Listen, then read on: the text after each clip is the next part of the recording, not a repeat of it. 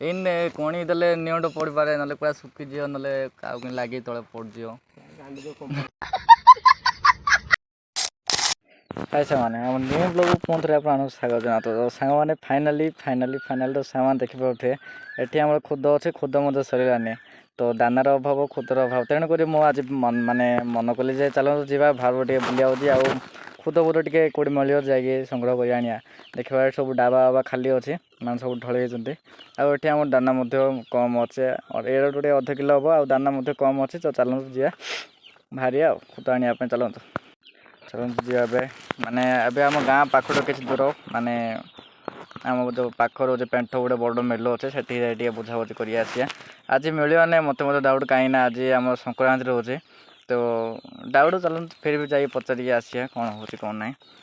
ତ ସାଙ୍ଗମାନେ ଦେଖିବା ତ ଏଇଟା ହେଉଛି ଆମ ଗାଁ ବାହାରେ ଭିଉଟା, ମାନେ ସନ୍ଧ୍ୟା ସମୟରେ ଟିକେ ଭିଉ ଗୋଟେ ଅଲଗା ଦେଖାଯାଉଛି। ଆଉ ସେମାନେ ସବୁଠୁ ଗୋଟେ କଥା ଏଇଟା ଦେଖିବା ରେଡ୍ ଫୁଲ ଗୁଡ଼ାକ ଏଇଟା ବହୁତ ସୁନ୍ଦର ଦେଖାଯାଉଛି।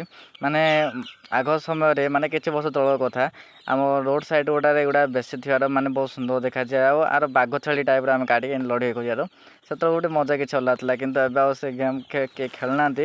ତାପରେ ସେ ଗଛ ମଧ୍ୟ ଏବେ ଠିକ୍ସେ ଦେଖାଯାଉନି, ଅଳ୍ପ ମାନେ କମ୍ ଜାଗା ଦେଖାଯାଉଛି। ଫାଇନାଲ୍ ସାମାନ ଦେଖିବା କଥା ଏଇଟା ହେଉଛି ଆମର ମାନେ ଏଇ ଯେଉଁ ନଜାରା ଦେଖିବା କଥା ସାଇଡ଼୍ରେ ଗଛ ଗୁଡ଼ା ଏଗୁଡ଼ା ହିଁ ବଡ଼ ହେଲା ପରେ ମାନେ ଦୁଇ ଜଣ ମିଶିବେ ଆଉ ବହୁତ ସୁନ୍ଦର ଦେଖାଯିବ, ୟୁନିକ୍ ଦେଖାଯିବ।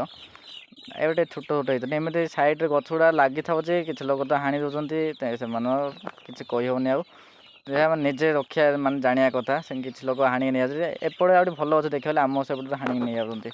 ଏଇଟା ହେଉଛି ଆମର ମାନେ ପେଣ୍ଠ ଗାଁ ନାଁଟା, ଏଇଟା ହେଉଛି ଆମ ଗୋଟେ ବଡ଼ ମିଲ୍। ଚାଲନ୍ତୁ ଭିତରକୁ ଯାଇକି ବୁଝାବୁଝି କରିବା।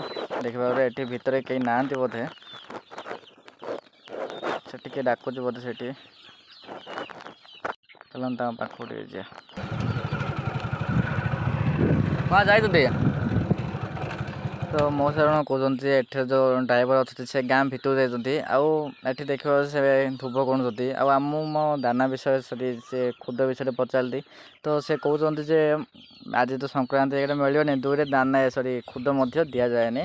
ଯାହା ତୁମେ ମାନେ ଯିଏ ଧାନ ନେଉଥିବ ତା ସହ କଥା ହେଲେ ହିଁ ତୁମକୁ ସେ ଖୁଦ ମିଳିପାରିବ, ଏମିତି କହିଲେ।